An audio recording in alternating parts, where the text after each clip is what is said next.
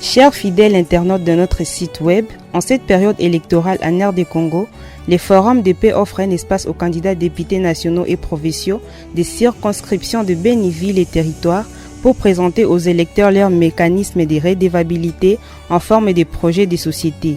Ainsi, l'équipe de communication reçoit pour vous l'un d'eux. Il est ici dans cet entretien de Trésor KPP là au compte du forum de paix.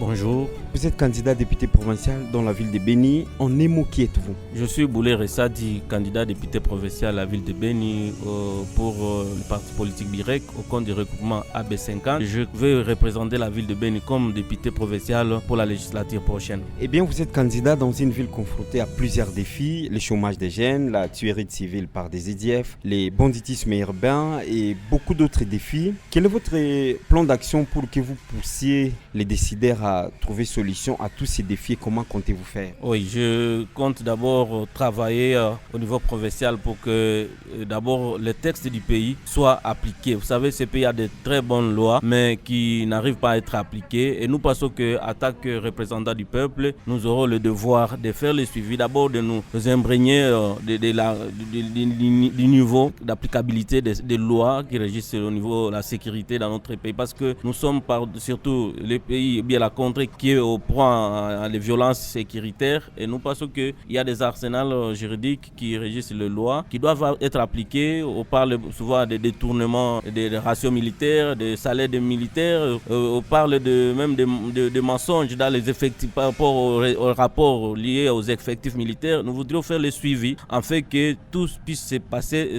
conformément aux lois de notre pays, et s'il y aura les gens impliqués dans le détournement des ratios militaires qui soient vraiment punis, qui puissent être déférés devant les juridictions compétentes pour que au moins nous puissions nous rassurer que tout ce qui est fait, qui est mis en place par notre gouvernement en fait d'éradiquer les sécurités est en train d'être fait tel qu'il se doit et conformément aux lois de notre pays. Alors, le Congo est à sa 4e législature et certaines populations semblent être déçues parce qu'elles estiment que nous faisons du surplace, c'est-à-dire qu'il n'y a pas de changement, parce que les représentants qui vous ont précédés n'ont pas très bien joué leur rôle dans les contrôles du pouvoir qui est les décideurs.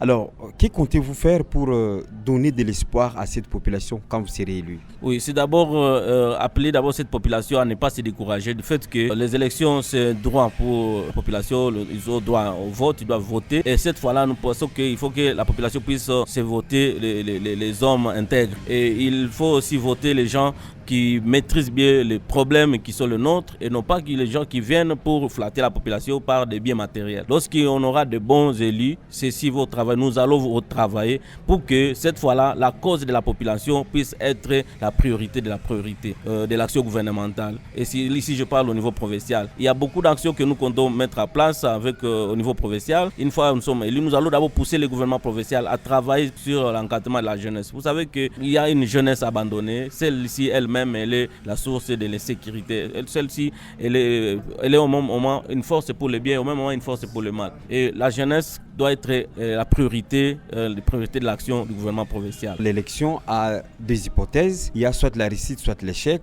Que feriez-vous si jamais la CENI ne vous proclamez vainqueur? Est-ce que vous allez descendre dans la rue ou soit vous allez peut-être saisir les cours et tribunaux? Oui, Boulé Ressadi que j'ai toujours été partisan de la non-violence. Je vais d'abord demander à toute la population de pouvoir faire confiance à la CENI parce que c'est l'institution qui est la nôtre pour organiser ces élections. La confiance est de mise parce que nous devons commencer d'abord à faire aussi confiance à nos institutions si nous voulons que celles-ci puissent commencer à nous produire des beaux travaux. Une fois la CENI va proclamer les résultats, nous allons nous soumettre aux résultats des urnes.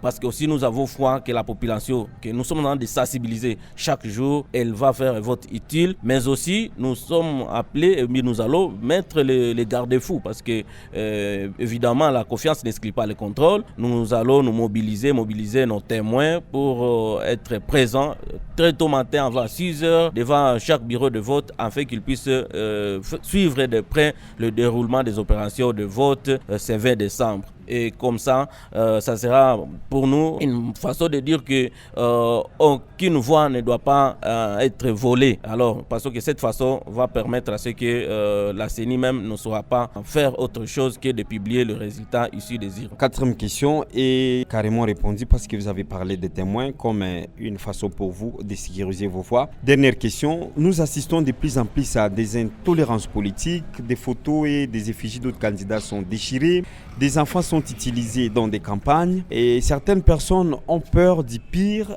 après le 20 décembre. Quel message vous avez d'abord à vos sympathisants et par la suite à tous les autres candidats comme vous?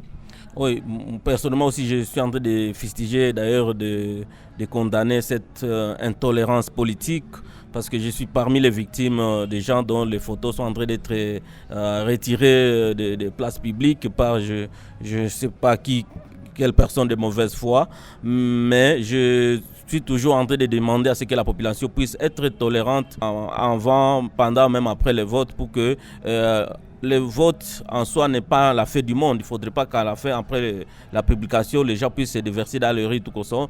Mettons les instruments nécessaires pour protéger ou bien sécuriser nos voix. Ça va nous permettre de vivre l'accalmie au lendemain des résultats, de la publication des résultats.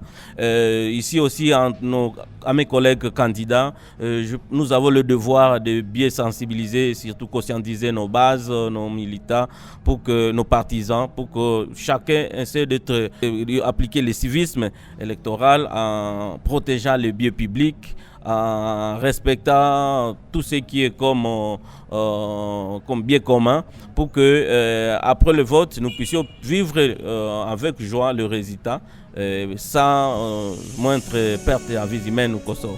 Nous vous remercions, M. Sall. Je vous remercie aussi. Merci d'avoir été attentif et à la prochaine production.